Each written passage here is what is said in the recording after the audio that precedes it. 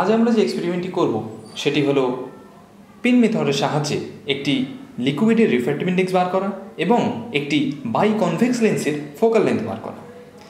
তো তার জন্য আমাদের যে সেটআপটি দরকার হবে সেটি হলো একটি বাইকনভেক্স লেন্স, যেমন তোমরা দেখতে পাবে এক্ষেত্রে এটি হলো আমাদের সেই বাইকনভেক্স লেন্স, একটি গ্লাস প্লেট এখানে আমরা বসিয়েছি সেটিকে, এবং একটি স্ট্যান্ড যেখানে আমরা একটা পিনকে লাগাতে পারব। এই হলো আমাদের সেই পিনটি, এবং মেজারমেন্ট করার জন্য একটি স্কেল। আমরা এই ক্ষেত্রে একটা 30 সেন্টিমিটারের একটা স্কেল ব্যবহার করছি। প্রথমে আমরা স্ট্যান্ডের উপর আমাদের লেন্সটিকে, আমাদের গ্লাস প্লেটটিকে বসালাম এবং তার উপর আমরা লেন্সটিকে বসিয়েছি এবং আমরা স্ট্যান্ডের সঙ্গে একটি পিনকে লাগিয়ে দিয়েছি, যেমন তোমরা দেখতে পাবে এক্ষেত্রে।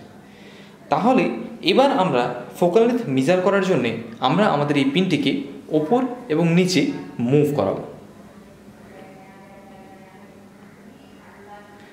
এবং দেখব যে লেন্সের মধ্যে এই পিনটির যে ইমেজ দেখতে পাওয়া যাচ্ছে সেই ইমেজের সঙ্গে পিনটি ঠিক টিপ টু টিপ টাচ করছে কিনা।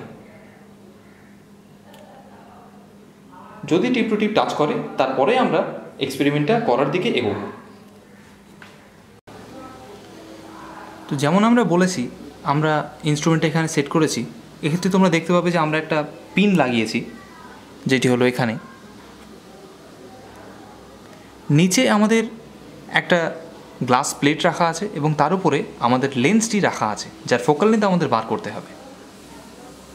তোমরা এখানে পরিষ্কার দেখতে পাবে যে পিনটির একটা রিফ্লেকশন লেন্সের মধ্যে দেখা যাচ্ছে। এখন যদি আমরা পিনটিকে মুভ করাই সামান্য এপাশ ওপাশ, তাহলে দেখতে পাবে যে ইমেজটিও মুভ করছে। আরও একটা লক্ষ্য করার বিষয় হলো, এখন পিনটির যে শেপ তার তুলনায় তার ইমেজের শেপ অনেক ছোট, অর্থাৎ এখন পিনটি ফোকাল পয়েন্টে নেই। যখন আমরা এক্স্যাক্টলি ফোকাল পয়েন্টে পৌঁছে যাব, আমাদের পিনটির ইমেজ এবং পিনটির অবজেক্টটি এবং লেন্সের মধ্যে দিয়ে তার যে ইমেজটি দেখা যাচ্ছে তাদের শেপ একদম সমান হবে।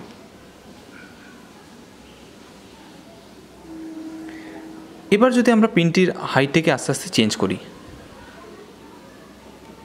তাহলে তোমরা দেখতে পাবে ইমেজটিও আস্তে আস্তে বড় হচ্ছে। এবং এখানে একটা কথা মনে রাখা দরকার যে পিন এবং ইমেজটিকে অবশ্যই মাথায় মাথায় টাচ করিয়ে রাখতে হবে, যাতে করে তাদের মুভমেন্টটা আমরা বুঝতে পারি। এখন যদি আমরা আবার চেক করি ফোকাল পয়েন্টটি পৌঁছতে পেরেছি কি না, তাহলে দেখব যে না, এখনও পর্যন্ত আমরা ফোকাল পয়েন্টে পৌঁছতে পারিনি, অর্থাৎ পিনটিকে আমাদের আরও নিচে নামাতে হবে।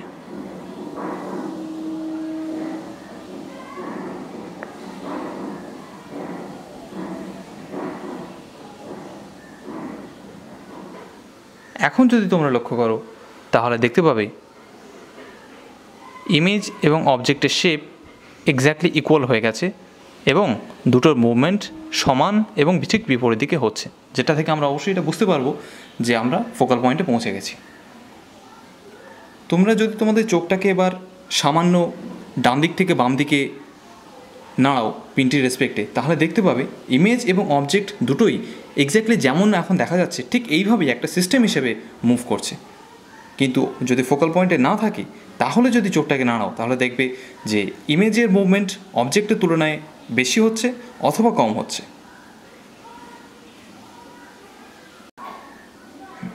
তবে আরেকটা মনে রাখার বিষয় হলো, একটা জিনিস লক্ষ্য করবে যে যখন আমরা পিনটি আমাদের ফোকাল লেন্থ যদি আমাদের এফ হয়ে থাকে, তাহলে যদি আমাদের লেন্স থেকে আমাদের পিনের দূরত্ব এফের কম থাকে, তাহলে দেখবে অবজেক্টের তুলনায় ইমেজটির শেপ অনেক বড় হবে, অর্থাৎ ইমেজটি ম্যাগনিফাইড হবে, যেটা খুবই সাধারণ ঘটনা।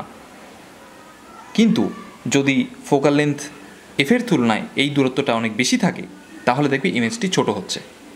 এক্স্যাক্টলি যখন ফোকাল পয়েন্টে আমরা পৌঁছে যাব, তখনই ইমেজ এবং অবজেক্টের শেপ এক্স্যাক্টলি ইকুয়াল হবে। তো এখন যেহেতু আমরা আমাদের ফোকাল পয়েন্টে পৌঁছে গেছি এবং আমরা যেভাবে বললাম সেইভাবে নিজেরা চেক করে নিয়েছি যে এক্ষেত্রে আমাদের ফোকাল পয়েন্ট, তাহলে এখন আমাদের কাজ হলো এই ফোকাল পয়েন্টের দূরত্বটা অর্থাৎ ফোকাল পয়েন্টের ভ্যালুটা বার করা। সেটা আমরা মাপতে পারি একটা স্কেলকে, যদি আমরা প্রথমত লেন্সের উপর থেকে এই একটা স্কেলের সাহায্যে যদি আমরা লেন্সের উপর থেকে এই পিনের হাইটটা মাপি এবং তারপর লেন্সটিকে সরিয়ে দিয়ে যদি গ্লাস প্লেটের উপর থেকে পিনটির হাইট মাপি, তাহলে আমরা তাদের অ্যাভারেজ করে সেখান থেকে আমরা আমাদের ফোকাল লেন্থটা পেয়ে যাব। অর্থাৎ কিছুটা এইভাবে প্রথমে আমরা লেন্সটির উপরে বসিয়ে সেখান থেকে আমাদের এই পিনের হাইটটা মেপে নিলাম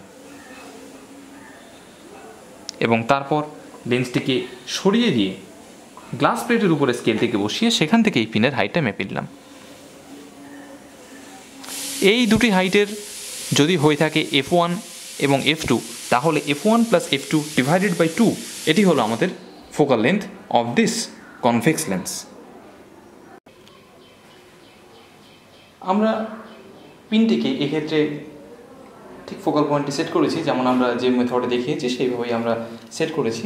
এবং এবার যদি আমরা আমাদের স্কেলটিকে প্লেস করি হাইটটি মাপার জন্যে, তাহলে তোমরা দেখতে পাবে যে এক্ষেত্রে আমাদের লেন্সের উপর থেকে পিনটির হাইট আছে 9.2 সেন্টিমিটার্স এবং তারপর যদি লেন্সটিকে সরিয়ে দিই গ্লাস প্লেটের উপর থেকে উচ্চতাটা মাপি, তাহলে সেটি হচ্ছে 10.1 সেন্টিমিটার্স। তাহলে আমাদের এই বাইকনভেক্স লেন্সটির ফোকাল লেন্থ হবে 9.2 প্লাস 10.1 ডিভাইডেড বাই 2 সেন্টিমিটার্স। এবার আমাদের কাজটি হলো যে এক্ষেত্রে আমাদের একটা লিকুইডের রিফ্র্যাক্টিভ ইন্ডেক্স বার করতে হয়। সুতরাং আমরা যেটা করব সেটা হলো একটা অল্প পরিমাণে কিছু লিকুইডকে নিয়ে, এক্ষেত্রে আমরা সেটাকে জল হিসেবে জলটাই ব্যবহার করছি। তো সেটাকে আমরা প্রথমে কাঁচের প্লেটের উপরে কিছুটা দিয়ে দিয়েছি, তারপর তার উপরে লেন্সটাকে প্লেস করেছি, যে কারণে আমাদের বাইকনভেক্স লেন্সের নিচে একটা প্লেনো কনকেভ লিকুইড লেন্স তৈরি হয়েছে। তো ওই লিকুইড লেন্সটি এবং আমাদের বাইকনভেক্স লেন্স মিলে একটি কম্বাইন্ড লেন্স এক্ষেত্রে তৈরি করছে। যে লেন্সের ফোকাল লেন্থটি যদি আমরা মেজার করি, তাহলে আমরা আমাদের আগের এক্সপেরিমেন্টটি অর্থাৎ যেখানে আমরা আমাদের একটা বাইকনকেভ লেন্সের ফোকাল লেন্থ বার করেছিলাম এবং তার রিফ্র্যাক্টিভ ইন্ডেক্স বার করেছিলাম, সেই এক্সপেরিমেন্টটিতে আমরা যেমন দেখিয়েছিলাম যে থিওরিটিক্যালি খুব সহজেই আমরা এই ফোকাল লেন্থ দুটোকে মেপে তার সাহায্যে আমরা আমাদের ওই বাইকনকেভ লেন্সটির ফোকাল লেন্থ মাপতে পারি। ঠিক সেই ফর্মুলাটি ব্যবহার করে আমরা এক্ষেত্রেও আমাদের লিকুইড লেন্সের ফোকাল লেন্থ এবং তার রিফ্র্যাক্টিভ ইন্ডেক্স বার করতে পারবো। তো এবার এখন পিনটি ঠিক আগের যে পজিশনটি ছিল সেই পজিশনে সেট করা আছে, অর্থাৎ পিনটি সেট করা আছে যেখানে আমাদের কনভেক্স লেন্সটির ফোকাল লেন্থ আছে সেই দূরত্বে গ্লাস প্লেট থেকে। এবং তার নিচে আমরা আমাদের কিছু পরিমাণ জল দিয়ে দিয়েছি। তাহলে এখন খুব স্বাভাবিকভাবেই তোমরা দেখতে পাবে যেহেতু এখন একটা কম্বাইন্ড লেন্স তৈরি হয়ে গেছে, সুতরাং ইমেজ এবং অবজেক্টের শেপ সম্পূর্ণরূপে আলাদা হয়ে গেছে। এখন তোমরা দেখতে পাবে যে ইমেজটি অনেক বড় হয়ে গেছে, যেটা দেখছো এখন, এবং অবজেক্টটি তুলনামূলকভাবে ছোট হয়ে গেছে, অর্থাৎ ইমেজটি ম্যাগনিফাইড হয়ে গেছে। অর্থাৎ আমাদেরকে পিনটিকে এক্ষেত্রে আরও ওপরে নিয়ে যেতে হবে।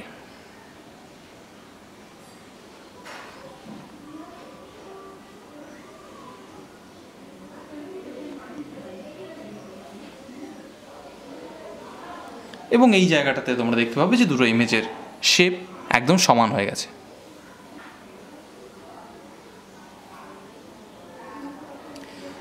তো ঠিক সেইভাবেই, ঠিক আগের পদ্ধতি যেমন বলা হয়েছে ঠিক সেইভাবেই ফলো করে আমরা আবার এখান থেকে প্রথমে লেন্সের উপর থেকে এই পিনের উচ্চতা এবং তারপর গ্লাস প্লেটের উপর থেকে পিনের উচ্চতা এই দুটো মেপে এবং তার অ্যাভারেজ করে আমরা এই কম্বাইন্ড লেন্সের ফোকাল লেন্থ বার করতে পারবো।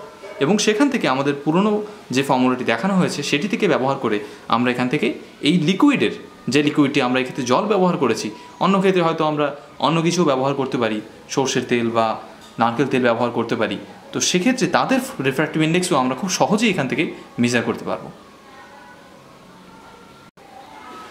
তবে এক্ষেত্রে একটা মনে রাখার বিষয় হলো এই কম্বাইন্ড লেন্সটি একটা কনভেক্স লেন্সের মতো বিহেভ তখনই করবে যদি আমরা নিচে যে লিকুইড লেন্সটি রেখেছি সেটির ফোকাল লেন্থ আমাদের বাইকনভেক্স লেন্সের ফোকাল লেন্থের থেকে বেশি হয়। যদি লিকুইড লেন্সের ফোকাল লেন্থ কম হয়ে যায় তাহলে এই কম্বাইন্ড লেন্সটি একটা কনকেভ লেন্সের মতো ব্যবহার করবে, সেক্ষেত্রে আমরা জানি যে যেদিকে তার সোর্স থাকবে সেই দিকেই ফোকাল পয়েন্ট তৈরি হবে, ফলে আমরা এই পদ্ধতির সাহায্যে তখন আর ফোকাল পয়েন্ট মেজার করতে পারবো না।